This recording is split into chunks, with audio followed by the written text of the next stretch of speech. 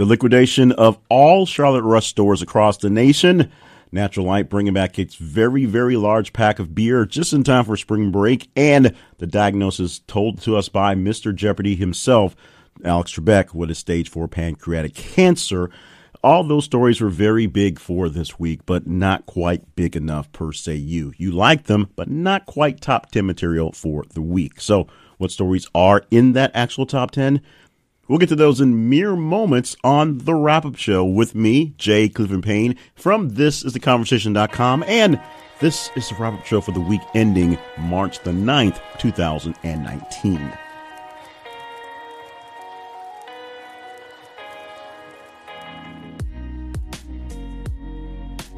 And welcome to the show. I am Jay Cleveland Payne, as previously stated, and also previously stated, this is the wrap-up show. This is a show that wraps up all of the conversations we've had via our website, ThisIsTheConversation.com, and the social media attached to that website. Now, how does the wrap-up show and the whole conversation thing work?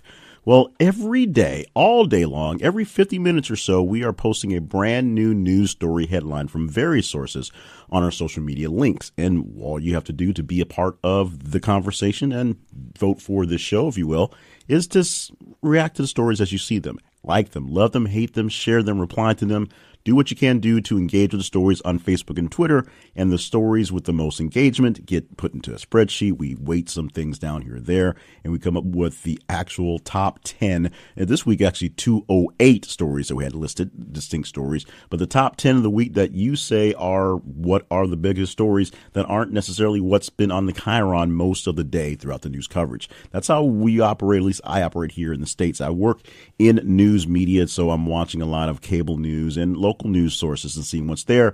And the bigger stories, which are big for a reason, tend to wipe out some of the smaller stories. And as we know from the way reporting works these days, the smaller stories are getting less airtime, less response. So this is a way so we can throw out some stories from around the world. We have a global presence, and we let you guys know what stories might be interesting, and then you tell me exactly which ones are the most interesting ones for the week. As I said, most of the voting, if you will, happens inside of social media, and that's Facebook and Twitter. So for Facebook, look for This Is The Conversation. Also follow us on Instagram as well, at This Is The Conversation.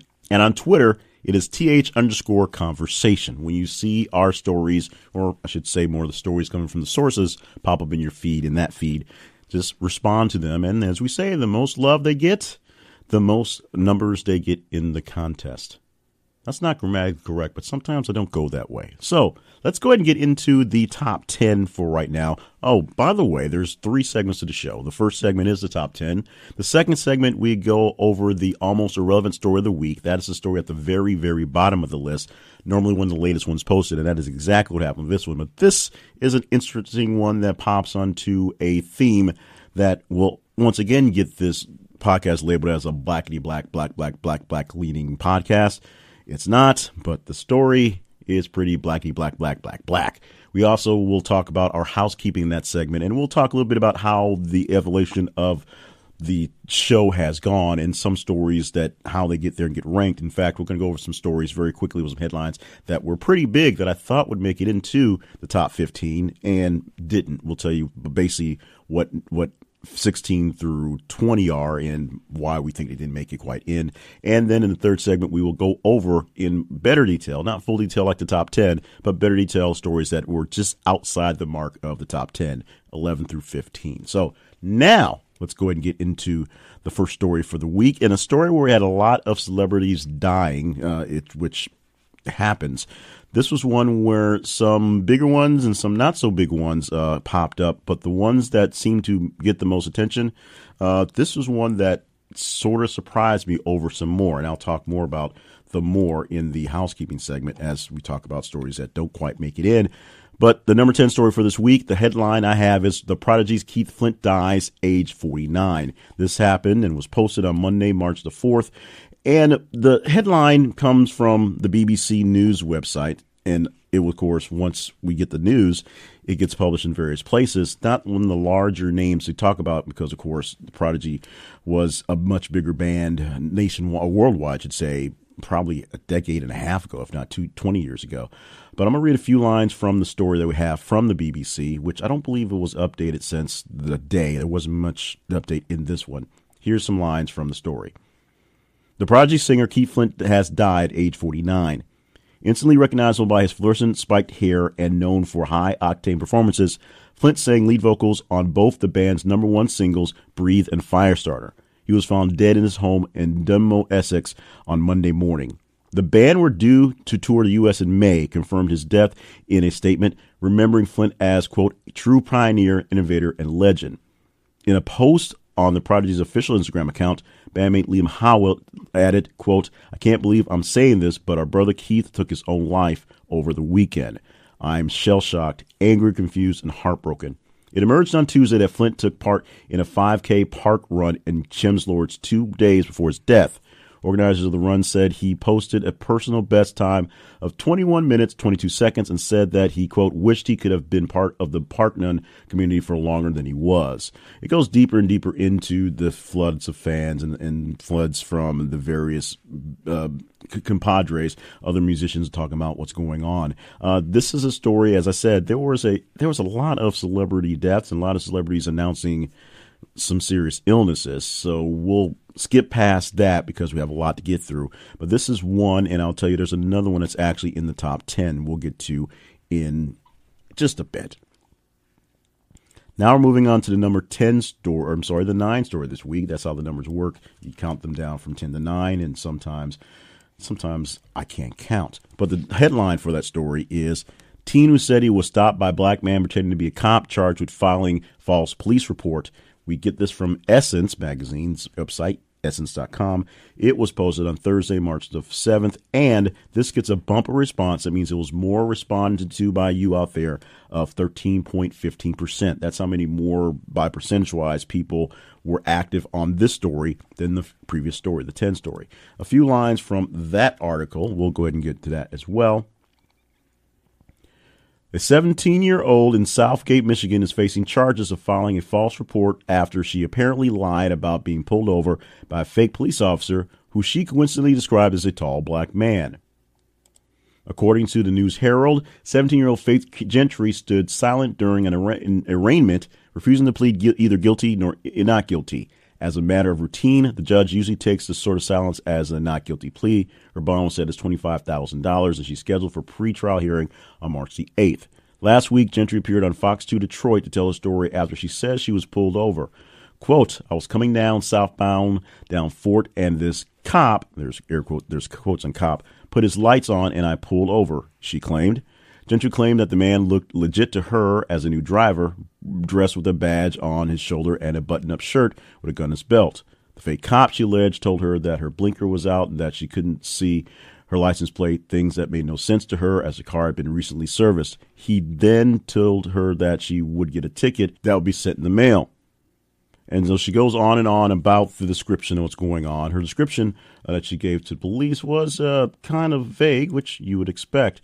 A 6-foot tall black man, thin build, scruffy facial hair, drives black Ford Fusion with police on the side and gray letters, blah, blah, blah, blah. The problem is, it was all a lie. Now, while this doesn't necessarily fall into the while black category, lying about people being black, I guess, the thought process behind this is still pretty weird. No one's really come up with a real reason why this is the story she wanted to tell and why she would tell the story. But it is a story that apparently y'all thought was worth talking about. It's number 9 this week, so apparently we are talking about it. The next story we're going to talk about is in the 8th spot this week. The headline is Ryan Adams cancels UK and Ireland tour.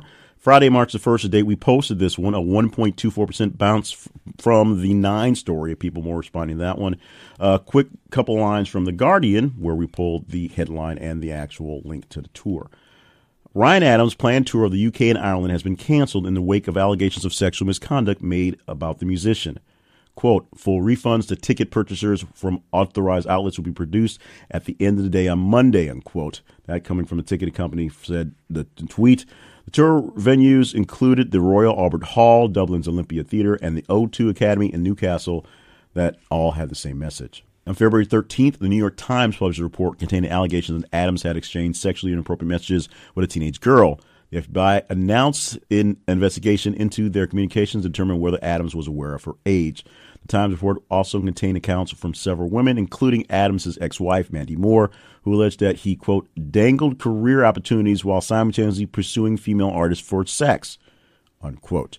Adams has apologized to anyone he hurt, but described the report as, quote, upsettingly inaccurate. And so, because of that, they're canceling the tour of the UK and refunding all money back from people who bought the tickets from, I'll say, legit places, to the Ticketmaster places, things like that. Ticketmaster usually doesn't do stuff like that because they're kind of cruel and evil. But something as large as this one is a big deal. If you're a Ryan Adams fan, I don't know whether the news like this lets you continue to be a fan. We'll talk more about that much later, trust me. But this is a very serious thing for the man as a artist, the man as a man, and we hope that all this stuff gets cleared out properly and, of course, legally very, very soon. Let's move on to the number 7 story this week. A very quick one look over, but we're going to do it because it's really whimsical, and it's one of those things that we can dream about because we could really be this person, although the odds are it's never going to be us. It could happen. The headline for the number 7 story is 1.5 billion Mega Millions winner comes forward, says simple act of kindness led to the win. Monday, March the 4th, the date on this one, bump in response of 2.87%. From Channel 4 WYFF here in the States. Let's read a few lines from the story that we have here. It's mostly the transcript from the report, the video report. Some local stations do a video report and then just to transcribe it so it doesn't read very well. We're going to do our best to take this one. The winner of the 1.5 billion Mega Millions jackpot has finally come forward. The South Carolina Education Lottery Commission announced that the winner of the 1.5 billion jackpot prize from October 23rd, 2018 Mega Millions drawing, that was a handful, has come forward and submitted a claim for the underlying prize. As allowed by South Carolina law, the winner has elected to remain anonymous and has chosen the cash option of a one-time payment of $877,784,124. It's the largest jackpot payout in a single winner in the U.S. history.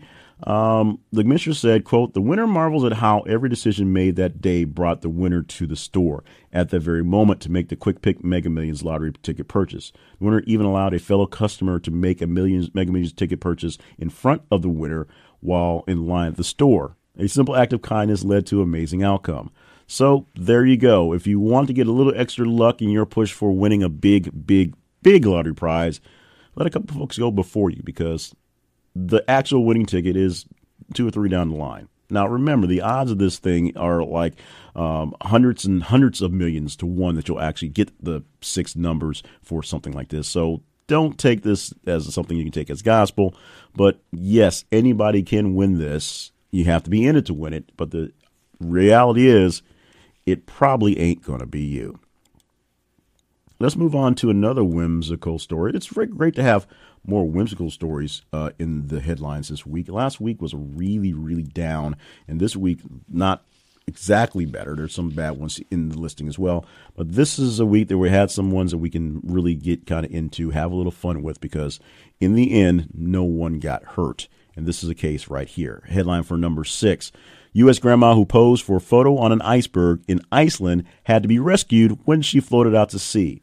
Real headline. Saturday, March the 2nd, today, we posted this one, a bumper response of 0.80%. The Straits Times got this one, so we're going to read a few lines from the World edition, the World series, the World part of the Straits Times. And you can go and see the picture of the grandma on the ice, floating ice, by going to the website, thisistheconversation.com, and clicking on the link for this week's podcast, and you will see the links for all the stories and see the picture of the grandma. By the way, the link for this week, if you want to go straight to it, is Wrap Up 2019-0309. That's how we label these things. But back to the story. A 77-year-old grandmother lived out her dream of royalty when she climbed atop a throne-shaped iceberg during a recent trip to Iceland. Judith String from Texas struck a regal pose on a hunk of ice that washed up on Diamond Beach in Jökulsárlón, which I totally butchered, while her son snapped a picture. It was a moment of triumph for the magnificent Iceberg Queen, as she was later dubbed. That is, till a sudden wave dislodged the icy throne, sending Grandma adrift. When I got on it, it started to totter and when a wave was coming in, String told ABC News. A very large wave came in and kind of made the throne kind of a rock, and I could tell that it was slipping off. On Monday, Strung's granddaughter, Christy, posed the text and photos her father sent after their ordeal. Each photo shows Judith drifting further and further away from the camera. Lost her kingdom and she's adrift out to sea, Christine's father texted her. He added, no joke, a Coast Guard rescuer had to save her and bring her back to shore. Photos of grandmother's nautical adventure have garnered 666,000 retweets, butchering numbers today, by Friday evening. The daring grandmother told ABC News her rescuer was Randy LeCompte, a boat captain from Florida who witnessed her float away. He did not immediately return a request for comment Monday evening. So there you go. Sometimes we get something. It was a chance of a lifetime moment to take a picture, snap something like that. And also a chance to remind folks that people are actually dying taking really cool Instagram pictures. So on the flip side of that, be wary of the dangers of the pictures you're taking. But if it's something that's safe and something that's fun and something that you can get a kick out of it, especially an extra kick after being rescued by the Coast Guard, that's a cool one right there. We're glad all is well for that one and glad that the grandma got a chance to live out the dream as the Ice Queen for the day and the floaty for a few moments. This is the second of two deaths this week, celebrity deaths that popped up in the top 10. There's a notable one that didn't make the top 10. We'll talk about that in a bit. But this one isn't in the 5 spot this week. The headline for it is Katherine Hellman, Who's the Boss and soap star, dies at 89. Friday, March the 1st, the day we posted this one, 26.88% bumper response in the story. We got the link from Variety, so here's a few lines from the story, which has been updated slightly since it was originally posted early on Friday. Emmy-nominated actress Katherine Hellman, best known for a role on Who's the Boss, died on February 23rd at her Los Angeles home due to complications of Alzheimer's disease. She was 89. The star, whose career spanned more than 5 decades, plays matriarch Jessica Tate on Billy Crystal's primetime soap sitcom, aptly titled Soap, which ran from 1977 to 1981. She now has 4 Actress Emmy nominations for the role. Hellman portrayed another famous mom, Saucy Mona Robinson, in another ABC hit series, Who's the Boss, 1984 to 1992. The role landed her 2 supporting actress and Emmy noms. Hellman had also recurring roles as Doris Sherman on ABC's Coach, up opposite Craig T. Nelson and Jerry Van Dyke, and Deborah Barone's mother, Louis Wellman, alongside Ray Romano and Patricia Heaton on CBS's massive hit Everybody Knows Raymond. Everybody remembers her, and it's a kind of a stark, remarkable thing about the age of these people who are, in their late 70s, this one late 80s, who, of course, can't live forever. And how far back the nostalgia of knowing them is, and just how old we are in the moment. Some of y'all may be millennials, but you guys are getting older than you think. Me being in Generation X seems like being really old. Some days I forget that I'm in my 40s when it just seems like, yesterday I was watching shows like Who's the Boss and remember shows like Soap being on. So we are giving all our thoughts and prayers out to the family for Katherine Hellman, also for the family and the friends and the people who worked with Keith Flint as well, for the losses that they've had this week. This one, Katherine Hellman, of course, was a few weeks back, but we got the news about a week out later on that Friday, March the 1st, when this was posted. Moving to the number 4 story this week. This one's a serious one that the ramifications have not quite yet been determined yet, but what it really means, we can only find out later. 500 ISIS fighters surrender in group's last Syrian enclave. Wednesday, March the 6th was when we posted this. This was a top Twitter story, as you would expect. A story like this getting the quick, rapid response from Twitter. This is one that didn't have to be led with time and sharing because the Twitterverse was picking things up in real time. A bumper response of 10.28% from the number 5 story. A few lines from the story from CNN, and then I'm going to basically paraphrase a lot of this because it's kind of self-explanatory, but then again, it also is not. Eastern Syria. Some 500 ISIS fighters surrendered to U.S.-backed Syrian Democratic Forces on Tuesday amid the final push to wrest the jihadist state from Baghuz, its last remaining enclave in eastern Syria. The militants were among a wave of people fleeing fighting in the village near the Iraqi border, which has been pummeled by U.S.-led coalition airstrikes in recent weeks.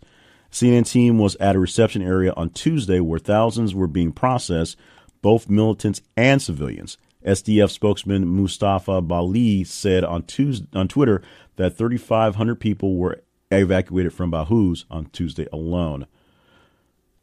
Aden Afern, spokesman and commander of the SDF, told CNN that, quote, more than 6,000 people have fled or left Baghuz within the past 48 hours, and more are expected to arrive to the reception area.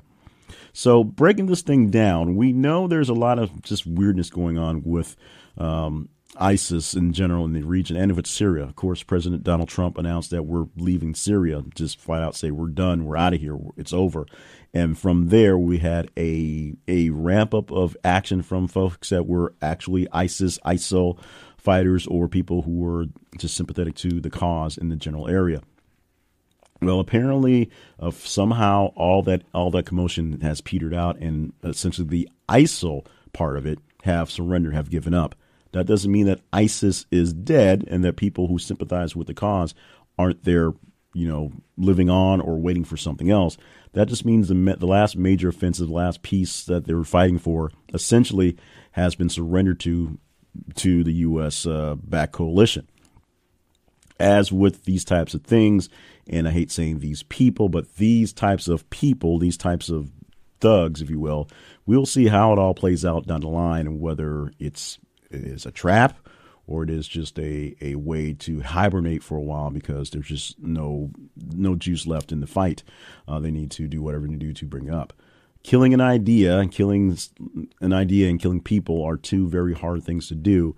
And sometimes the killing of the people to kill an idea just keeps the idea going stronger. We see this with neo-Nazis and just various fascist groups here in the United States where people want to emulate a group that have obviously done crimes against humanity, but for whatever reason, they align with the ideology, so they decide that's where they want to go. I can't explain it. I obviously can't do much to stop it, but bring it to its light. So that's what I can do. If you have any comments about what's going on and these type of things here, feel free to talk about it at the website on thisistheconversation.com or email me at theconversationinbox@gmail.com. We can talk there as well. I do call it let's say it's a part of my job to warn you of these sort of things. And so if you hadn't heard by now, here's the headline. At 21, Kylie Jenner becomes the youngest self-made billionaire ever. From Forbes, we posted this Tuesday, March the 5th. And it's a bumper response from the Forbes story of 64.12%. So it was more engageable than that story. Not necessarily more important, but more engageable. And we're not going to read the story because it's all over the place. But here's why it's more engageable. Kylie Jenner has become a self-made billionaire, or become a billionaire on paper, as it will. She unseats Mark Zuckerberg as the youngest person to do that based off his money made off of Facebook, which, of course, also paper because Facebook technically is probably not made any actual revenue. But the company and its worth based on stock market value is in the billions. Kylie Jenner, based on a lot of things she brings in, probably does have $1 billion sitting in the bank someplace. The issue comes by calling herself made because Kylie Jenner is the literally creation of Kris Kardashian and Bruce Jenner, now Caitlyn Jenner, born of famous people who were making money. And one of the famous people making money is famous for making a lot of people, not so famous or famous, make a lot of money. So being that her mom is a person who helped create the empire that is the Kardashians itself, and so she's technically a Kardashian, although she's technically a Jenner. It's a little baffling that you're going to call her a self-made millionaire when she's more like a actor kid with a talent coach mom who's coaching her through everything. So whether she really did it self-made is kind of debatable. The other debatable thing is, does she do anything that's really worth $1 billion? not necessarily on my end, but that's just me. And so there's a lot of debate on whether she's self-made, whether she's actually a billionaire, and should we even care about this? You can have those debates all you want to. I will have them with you if you like to. I just fall under the camp of Kylie Jenner does absolutely nothing for me, nothing for my immediate family, and I'm not sure why she even exists. But you people want to talk about her, so there you go. We can chat it up anytime you want to. As we said, email me at theconversationinbox@gmail.com or just chat with us inside of the social media links so we can really talk about this. In fact, there was a comment on this one where some lady was like, I just don't get it. I'm with you. I don't get it either. Let's move on to another story of gladness. This is one that we're a little slow on. As we say sometimes in these stories, it takes a while for some of them to actually spread and be larger. They're not all as bafflingly shocking as Kylie Jenner or as nationally immediate as the ISIS fighters giving things up. But this is one that a lot of people, when we got to it, we're really glad we got to it, especially a lot of my friends out there who are following my conversations here and in my other social media pieces, and, of course, saw that this was a great teaching moment. They really got a kick out of this one. Here is the headline. NASA renames facility in honor of hidden figure Katherine Johnson. Posted on Friday, March the 1st, a bumper response of not very much, 0.69, but just enough to make it the number 2 story and not the number 3 story this week.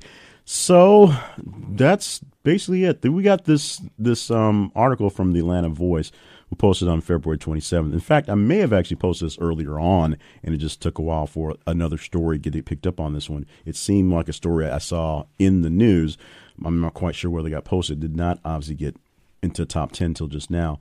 And so this is something that's been in the works for a while. So real quick into it, I can go deep into the story. NASA has redesignated its Independent Verification and Validation Facility in Fairmont, West Virginia as the Katherine Johnson Independent Verification and Validation Facility. Sorry about that. In honor of the West Virginia native and NASA hidden figure. This is something that Donald Trump, of course, had to sign off on. And a lot of people are very happy about that. What's happening that's really, really cool right now is a lot of things that we're showing honor for are going to a lot of pioneering women. And it took a little while for women to get into the chance to be pioneering. And it's taken a while for us to realize the time from when they did their great things and what we got from it now, that things are going on there. Today, as we record this on the 8th of March, happens to be International Women's Day. And so there's a lot of things going on in the media that's popping up about women. There's a lot of things that are still popping about women that they shouldn't have to deal with, Me Too type stuff. And oddly enough, today is the day that Captain Marvel is released here in the States and most of the world, which may have been coincidence or may have just been a really, really lucky thing. But we're really glad to get a chance to honor great people in general, this great person in particular. And it wraps up to be a bit harsh and black thinking. It wraps up a Black History Month that had a couple of people who were basically trying to ruin the fact that we were black and we made history. So we're very glad to have this one as a very great thing going on, and very glad to have Katherine Johnson doing all the great things she did for NASA way, way back when as well. It is now time to get to the number 1 story for the week. Let's do the stats first. Let's start off with the fact that we posted on Saturday, March the 2nd, so it had plenty of time over the last 7.5, 8-ish days to gather some steam, and it did. It's the top Facebook story of the week. It is a bump of response from the number 2 story of 115%. From the number 10 story, its bump of response, that's Clint Flint's death, was 492%. And what we call the almost irrelevant story of the week, it's basically the lowest level story in the ranking, number 208 for the full listing from top to bottom. Its bump of response was, or I should say is, 126,000%. And that's because the last story was very, very low because it was very lately posted. But that's how much more people got into this one than the other one. So, headline: Texas man not sure why people don't like his house's paint job, or home's paint job, if I actually would read it correctly. And the headline from the actual article, because it was a Texas story: Pluggerville man not sure why people don't like his home's paint job. This coming from CBS Austin. And why is this a big deal? Well, if you go to our website and look for the link for this week's article, you can see it for yourself. Of course, it's thisisaconversation.com. It's the main site. If you look for this week's article, it's going to be under Wrap Up 2019-0309. You will see that the man is, the man's house is painted pink, like Pepto-Bismol pink. It's no reason, just because he wanted a pink house. He bought it in November and painted it pink, including the roof, and it is pretty much an eyesore. He says it's his dream house, and his neighbors hate it. There you go. Go to the website and click on the link for this week's podcast, and you will see the link for the man in Plungerville, Texas, who doesn't understand why people don't get the house of his dreams, because he dreamed it to be pink. There you go. And that's it. That was the most talked about, chatted about, sent around, responded to story of the week by leaps and bounds. And even though the story last week on Solange buying Black Planet was pretty large, this one may actually make a run for its money. I didn't think a story that soon would be that big, but yes, this one was that big. We'll see how this pans out towards the end of the year, but you don't have to wait to the end of the year to see how anything pans out. You can be a part of the conversation this very moment. Follow us on Twitter at @TH_conversation and follow us on Facebook at This Is a Conversation. And when our stories appear in your feed, you just have to respond to them. You don't have to do much but like, love, share, hate, respond, reply. What you do with your normal stuff. Show your general outrage for people with pink houses. Show your love for Catherine Hillman. Do whatever you do as the stories come through.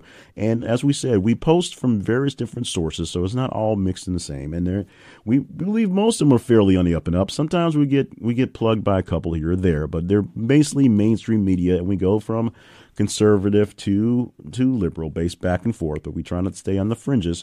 And you'll see a story, eventually you'll see a story that you'll just fall in love with or really, really hate, and you'll want to respond to it. Just respond to it in kind. You can also follow the details what's going on Instagram. Every day we are posting a Instagram shot of the top 5 stories of the week, or I'm sorry, of the day, based on a rough average. We'll do the full thing. And we're going to start doing a top 5 posting on the website as well. So if you don't want to follow the Instagram, you want to get a bit more detailed, we'll have links to the stories on the website slide, and you can see that on every single day. Just look for the posting at thisisaconversation.com. We're still working it out. We did one for yesterday, and we're working out to make sure we do that 4 days a week.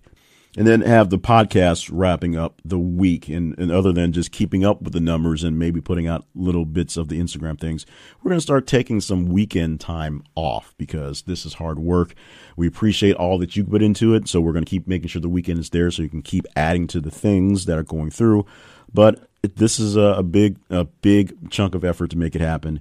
We're glad you appreciate it, but we want to make sure that we can keep it going. So we are doing some life discovery, if you will, and trying to make sure that the things we're doing while adding great things to the website and to the service is not going to take away from us, our lives, our families in that way. And we appreciate all the love that you give us those ways as well, and the support you give us for doing these things and for bringing it back, because it was a bit of a challenge to bring it back. We're also working hard to bring back more interviews.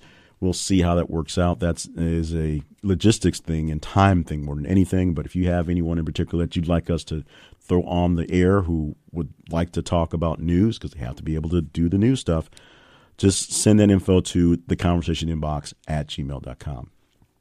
In just mere moments, we will be back to talk about story number 208, the almost relevant story of the week, with literally just one vote into the system. It was so quickly put up before we chopped off the sinking of things. And we'll do some extended housekeeping, although we went a little long in this segment. I apologize for that.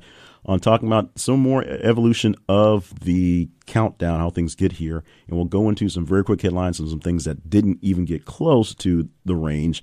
And you can kind of decide what you think about that. From the Wrap-Up Show with me, Jay Cleveland Payne. This is for the week ending March the 9th, 2019.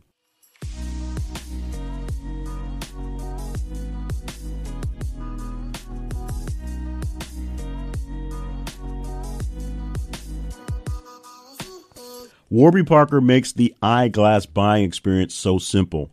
If you're near one of their stores, you can visit them and they can give you the full treatment right there and for that.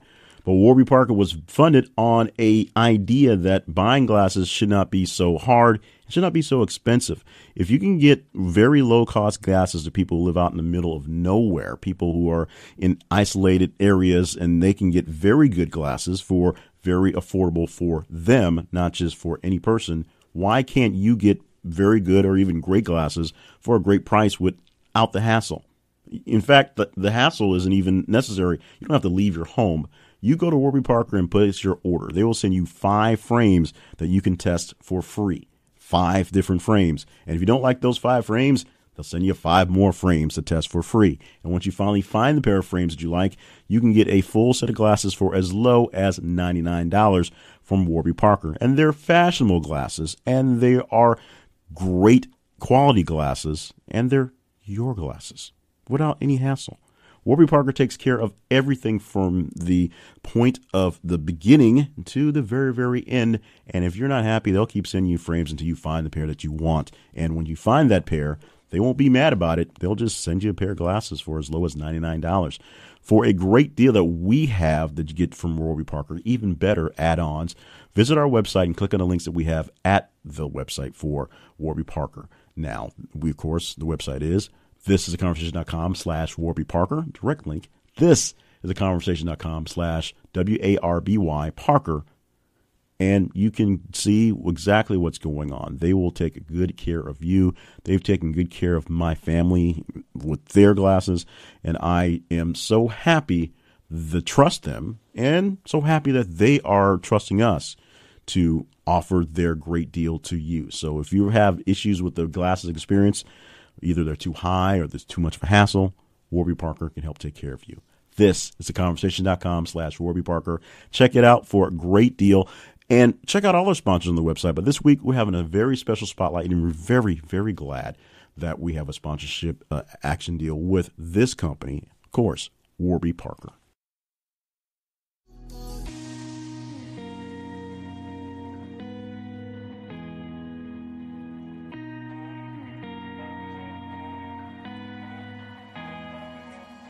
Let's get the housekeeping out of the way first. And this is not controversial, but this is a big deal because I've been going through the processes we do for this show. I go through processes for creating shows and newscasts and things every single day in my day part of my job in the radio. So I'm always going over what stories are in, what stories are out. And in those cases, it's literally a matter of this is the time amount we have for this cast or this show. These are the stories that have come in that are interesting, not interesting, important, not important. This is how much each one takes, and this is how we're going to figure it out.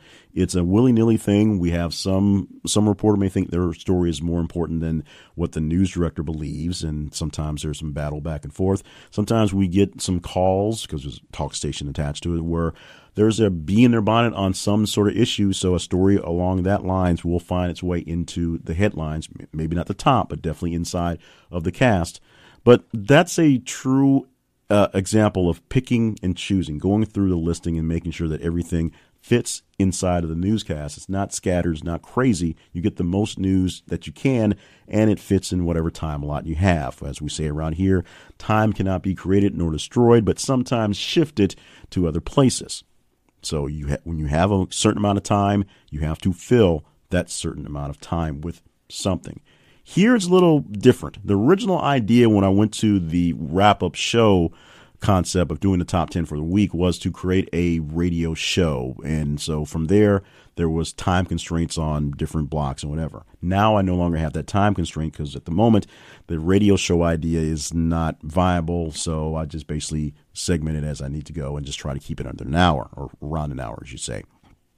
So there's all that. But as I tell you every single week, these are really issues where you guys and your responses to what goes on in the Twitter and Facebook feed tells us what's going on.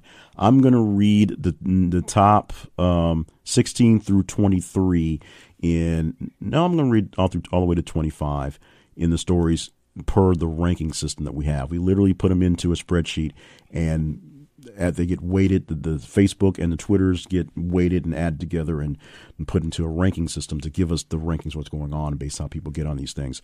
16, radio stations banned Michael Jackson's music after Leaving Neverland documentary. 17, those Southwest Airlines $49 tickets to Hawaii are sold out with limited other cheap fares left.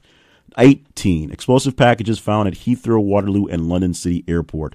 19, Ole Miss students vote unanimously to remove Confederate statue from Central Campus Center. 20, people in states where marijuana is legal are eating more cookies and ice cream. 21, R. Kelly in jail again after child support hearing, hours after heated CBS interview airs. 22, Hall of Fame pitcher Tom Seaver has been diagnosed with dementia and will retire from public life, according to a statement issued by his family. 23, Steven Spielberg to propose Oscar rules that could keep streaming films out of contention. 24, women locked out of YouTube, Gmail, and Twitter for having same name as pop star. 25, Amazon is closing all pop-up stores. Now, that is 10 stories from 16 through 25. We give you the top 10 first, and the next segment will tell you what 11 through 15 are stories that aren't quite in that range. These are the stories, and I don't do the number, the bumper response, or any that stuff for stories past 15. Except for, of course, the very, very lowest one. So I don't have a percentage-wise going, but the numbers in range from 16 to 25 aren't that far off from the number ranges right out of the 15 gate, and they stay pretty consistent. And because we've gathered a lot more interaction from you out there, a lot more new people following and getting into this, they're very much higher in general, and these numbers are staying high. In fact, many of these stories, as I look at them on the daily numbers and throughout the week on the unweighted kind of quick looks, some of these stories I thought were going to be in the top 10, let alone they had a good chance of sticking around for 15. And like I said, some of these stories, the numbers are very, very close. So, another half dozen here or there. And these stories could have been in rounding out your top 15, let alone maybe even in your top 10. So that's the housekeeping part for today. There really is nothing out of the ordinary to talk about, but these stories, some of them were posted fairly early. Sunday is the earliest date I can see. In a quick look in the spreadsheet from the cast-offs, I basically take everything that I don't need off of my rundown sheet, and they're on the side, so they're not as organized as the other things are for script purposes. But this is how it works out. Those are some very big stories. In fact, the Michael Jackson story that posted on Thursday was a real hot one, and I thought that was going to be hot enough to stick around. It did not, as many of these other ones are popping up. R. Kelly stories, we thought they'd be big, but not quite as big as some other things that, of course, some had a lot of time to marinate. That story about the guy in the pink house had a lot of time to spread, and it got on a lot of people's nerves, which is part of the reason why it was so popular. Word, I guess, that pertains to it. But that's the housekeeping for this week, how some of these things get here and how some things don't quite make it. It is literally based off the stories that you say, not the stories I say, because it was based off some sort of, these are the top-ish stories, and then now I picked the very top of the top. There would have been other stories in the top 10. These are the stories that you pick. So if you want more proof of that, want to talk about it more, just follow up with me via email at theconversationinbox@gmail.com. Reply to me via the website, thisistheconversation.com, or find other ways. Shoot me my personal email at jcliffandpayne@gmail.com. We will talk about it. Let's go to the almost irrelevant story of the week. We call it almost irrelevant because it is the lowest ranked story, because it's usually one of the later stories posted before we have the cutoff. This one was posted probably 10 minutes before the actual cutoff, so it didn't have a lot of time to get anything in there. And it was fairly early, so that helps as well because the U.S. audience wasn't awake. But this is one that does follow a trend of While Black, which is why I said this may make it sound like it's a blackety black thought podcast in the news. It is not. The link we got was from the BBC. It was posted on Friday, March the 8th, this morning. This is the headline from the story. U.S. police detain black man picking up rubbish outside home. So he was picking up trash while black. A few lines from the story, as I said, written from this point of view of a standard British person from the BBC. Police in the U.S. state of Colorado have launched an internal probe after an officer detained a black man holding a rubbish picker in front of his building, U.S. reports say. Footage showed the man asking an officer why he had drawn his gun. "I don't have a weapon. This is a bucket. This is a clamp," he said in the video taken by a neighbor. Police in Boulder said the officer had called for backup as the man was, quote, "unwilling to put down a blunt object," close the quote. Several more officers attended the scene before they determined that the man had the legal right to be on the property and took no further action, a police statement said. During the incident, the man gave officers his university ID and said repeatedly that he lived and worked at the shared occupancy building. One of the officers had been placed on leave while the investigation takes place, the New York Times reported. Earlier this week, Police Chief Greg Testa told Boulder City officials that it was a, quote, extremely concerning issue. Yes, it's extremely concerning that a black man cleaning up a yard gets almost arrested and has to. It's weird. I'm not sure what exactly is going on with this. I am usually the last person to toss out racism in these issues, believe it or not. I call it obviously bad policing, but when it's obviously bad policing that targets more or less brownish people as opposed to other folks, it's a bad deal. It's like there are no white people who are doing weird things outside of stuff that are getting guns pulled on them anywhere in this nation. That's where my mind gets blown on this whole dealio. But I'm done with this dealio because we'll see what's happening. We'll see if this one, because it was earlier today, picks up steam and becomes a story next week. And we'll discuss carryover stories next week in the story, in the part where we talk about the housekeeping, if it happens. In the meantime, what will happen coming up in the next segment is shout outs and, of course, rounding out the top 15. Next, from the wrap-up show with me, Jay Cleveland Payne from ThisIsAConversation.com. This is the show for the week ending March the 9th, 2019.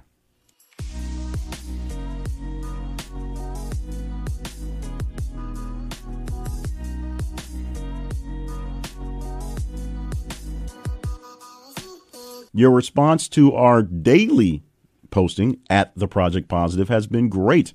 People are actually listening. So we're going to keep it up for another week. We haven't decided to take it through the weekends yet, but Monday through Friday, we're going to give you a dose of positivity to take through, I guess, your work week for the most part. Although some people, like myself, work weekends often. But we'll give you 5 days a week to give you great motivation every single day. We're nailing down getting it posted about 6:15 every morning. And we are working on putting together another website for it. We'll rebuild another website for it fairly soon. Right now, it is living off my main website just for a place to be. So if you want to get in on the love and the fun and the joy of the Project Positive, every single day we get a message for you, and you can see that and find ways to get to it by visiting the Project Positive on my main website, jclevelandpayne.net/the Project Positive Message. You can also just search for the Project Positive Message because it is out there. It's been on iTunes for like 8 years or something like that. It's been on a very long hiatus. I tend to do that. So you can find it on iTunes, find it on Stitcher, find it on Spreaker, find it on various other places. We are updating the listing on where it will be found and putting out a new website for it fairly soon with some larger promotion on the issue. But if you're looking for some quick motivation, no more than 6 minutes or so. Sometimes I get a little rambly because I get a little rambly, as I'm doing now. Check it out at jclevelandpayne.net/the Project Positive Message. That is jclevelandpayne.net/the Project Positive Message, or use your favorite catcher to pot it by just searching for the Project Positive Message. It's got a brand new logo. We're working to make sure all the feed stuff is there. So we're prettying it up. It's getting its own little 2019 feel to it. So hopefully you will enjoy it. If you're not enjoying it already, if you are, let me know. If you're not, check it out. Let us know how it's going for a quick bit of daily motivation. Even more of it from me, from the Project Positive Message.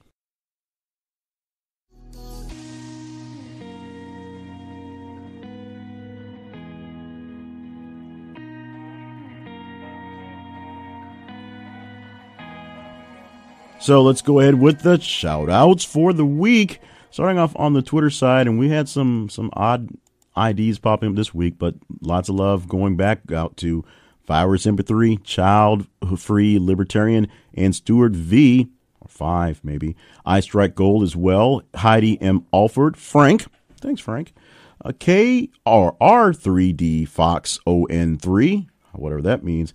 And Colleen M. Isa. Those are a couple folks that popped in this week on the Twitter side to give a little extra response to what had going on there. Going from Facebook, some shout-outs going out to Christina Beavers, Clarence E. Springfield, Angela Carmichael, Deborah Lee Scott, Charles Johnson, Dawn Parker, Kwame Abdul-Bey, Clarence E. Springer, and Valerie Parker. Those are just some of the people that popped in this week to share their love or love on specifically different posts from This is the Conversation on the Facebook page. Let's go ahead and get this thing done now for brevity's sake. Getting down to rounding out the top 15. So these are stories, as we say, not quite top 10 material, almost there for whatever reason.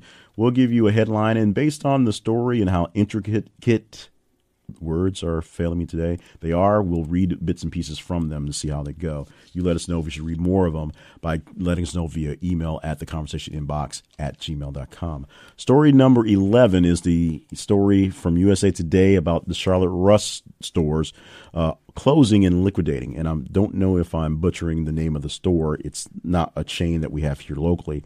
We posted it on Thursday, March the 7th, and it's something that's been in the news for a while, that Charlotte Russ, the store chain, was going to close down a lot of stores, but apparently the decision came late in the week to just shut them all down and liquidate every single store. It's one of those things, it's one of the realities of the market today, that there's probably too many retailers and maybe not enough retail stuff out there. Maybe there is enough retail items out there to really go around, as there's plenty of sales going through. But there's too many named retailers and too many locations, if you will, that need to be kept together. They have 416 stores nationwide, and starting on that Thursday, as we posted this, everything was being liquidated. All sales were final. And the last day to use gift cards was going to be March the 21st. March 21st. All stores would be closed effectively April the 30th. So if you have a Charlotte Russ in your town nearby, you want to check it out, because they are starting to do the whole fixtures and stuff type things, if you're looking for some great deals on things that way. A great deal also back just in time for spring break.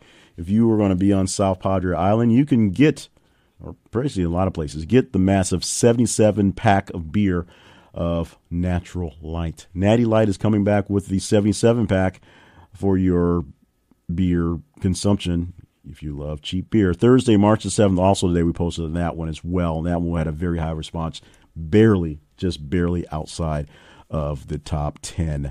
The number 13 story, fatal Tesla Model 3 crash in Florida prompts investigation by federal agencies. Tesla's having some issues right now, and this is not making things any better. We posted this on Sunday, March the 3rd, so it had a lot of time to play, and it got pretty high to 13 for the week in just sheer numbers. We posted a link on Gizmodo. We're going to let you read that story from there about the story. It gets a little deeper, and sometimes you can get a sense of it from the actual source that we have. There's a lot of not so love for Mr. Elon Musk. There's bigger issues he has going on with the company in general, but this is a really big thing, just going through what is probably an issue of operator error, but the operators that he's selling to are still his responsibility, something that's out there. We had two stories this week involving Jeopardy and Alex Trebek. The one story that is nowhere near in the range, because we had 208 different stories, was a story on the Jeopardy tournament style competition, and the big win coming from that one, having a kind of a super villain vibe with the two highest winning Jeopardy winners going head to head with their teams for the final question. This one is one where we're not ready for the final question yet. Jeopardy host Alex Trebek diagnosed with stage 4 pancreatic cancer, which is a big deal. My wife, who was diagnosed with stage 3 breast cancer now 2 years ago, we went through a lot just in that one right there. Stage 4 is a much bigger level and a much serious case. And Mr. Alex Trebek has said he's in this fight to win. He wants to get back to doing what he does, and that's saying smarmy remarks on TV. The man in his 70s, I don't have the story right in front of me, but of course he's got a new girlfriend, wife, a new relationship that he's had for just the past couple of years, and he wants to keep living. And no one should fault him for wanting to keep doing what he's doing. If I haven't said it yet, we posted it on Wednesday, March the 6th, when this was posted. And so we have thoughts and prayers going out to Alex Trebek this week. Also, the number 15 story is ship leaks tons of oil near Solomon Islands in Pacific Ocean. This one we got from NBC News, but this is a story that is, of course, a international disaster for the wildlife there. Please check out the link there for a link at the website for this week's podcast where you can see more about the story. I forgot something in the last segment for the housekeeping, so very quickly I want to go back to another death this week, and one that had a lot of people thinking seriously about their mortality. It was the death of Luke Perry, currently playing Archie's dad on Riverdale and played Dylan McKay, man with no dad, on 90210 way back in the day. He was also in the original Buffy the Vampire Slayer, the movie, the funny movie, before it turned into the phenomenon that it was. So Perry died of a stroke, a massive stroke, at the age of 52. And some people have said that 52 is a very young age to have this type of thing happen, which most people say it is. But it's not uncommon these days for people even younger to die of these things. Rare, but not so much uncommon. So number one, make sure you're getting checked out health-wise as well. But it's a really weird mix of mortality for some people who actually grew up alongside this guy, because I grew up alongside this guy because we're in the general same age range. He's on the higher end of the Gen X folks. But it's something that makes me really, really think clearly about what I need to do to take care of myself. I was supposed to mention it in the housekeeping segment, but I didn't. And so I want to make sure that it got plugged in here. And hopefully we don't go too long today because of it. So make sure you check that out. And that story wasn't even in that range because it just wasn't. There were so many things happening. And in fact, on the day we posted on Luke Perry, I believe it was the same day we posted about Keith Flint and about Katherine Hellman. So within the same batch of days, we posted the earlier story where him having the stroke. And then we posted him actually passing as well. But neither of those stories, because we had 208 of them to go through, got into the range top enough for these things. As we said in housekeeping, the range for those 10 that we said that went from 16 to 25, very close in number and very close in percentage-wise in response from the ones that barely missed the top 10. So we have a lot of stories we are sifting through now, thanks to all the responses we're getting from you out there, and we're glad for that. But also, as I said, I don't curate the stories. They come straight from the numbers. So what it is you want to hear is what we're talking about. And at this point, I'm done talking because we talked about everything that you want to hear. So we're going to wrap things up for the wrap-up show for this week. I was, and will be for quite some time, J. Clifton Payne, until I come up with another really cool fake name that you guys might like. And this was the wrap-up show for the week ending March the 9th, 2019. We're so glad you joined us for the show. Make sure you join us in the actual discussion by following us on Facebook and Twitter. Facebook, it's This Is the Conversation. Instagram, it's This Is the Conversation as well. Twitter, it's th_conversation. And our main website is thisisaconversation.com. Of course, if you follow us on Facebook and on Twitter, it does the work for me, so I don't have to do very much but added some numbers into a spreadsheet. But it tallies up all your responses, all your reactions, your likes, loves, hates, shares, and your replies to all of the stories we post, the links, at least we do, in the week, so you can vote that way, and then we put it together in a spreadsheet and give you the top numbers. Follow us on the website. I was doing a better job of giving you links to the daily top 5, and of course, that's where you find the podcast. Unless you want to catch it on your own pod, you just go to the podcatcher of your choice and look for the wrap-up show with Jake Clifton Payne, or there's links at the website to get to there as well. And to have the best conversations with people in the world, we need your help. We need you, number one, to subscribe to the podcast yourself so you don't miss it, and number two, help other people find it by sharing it with folks. Share it with friends, share it with strangers, share it with random people you see on the street. Grab their phones, plug it in, just subscribe it to them, hit play, hand it back to them, tell them you're welcome, and run very fast, because they'll be so into the new podcast they won't have time to talk to you. So, and you have plenty of other people to subscribe for us. They will enjoy it. Trust me, they always do. Contact us by going to the website, thisistheconversation.com, or sending us an email at theconversationinbox@gmail.com, or find me specifically, or pacifically, if I say it wrong, at jclivenpayne.net or jclivenpayne@gmail.com. In about 7.5, 8-ish days, we'll be back with another one of these here podcasts going over the top 10 stories that you told me you wanted me to talk about, and that's why that happens. So keep on voting, keep on reading, keep on conversating, keep on being you, which is the best thing we need you to do is keep on being. We can't do this without you, and we need each and every one of you here every single week. Thank you so much for being a part of the conversation. We'll have more great ones. We are hoping to have great ones coming up next week. So from thisistheconversation.com and all the great folks behind that effort, once again, I am Jay Cleveland Payne with the wrap-up show for the week ending March the 9th, 2019.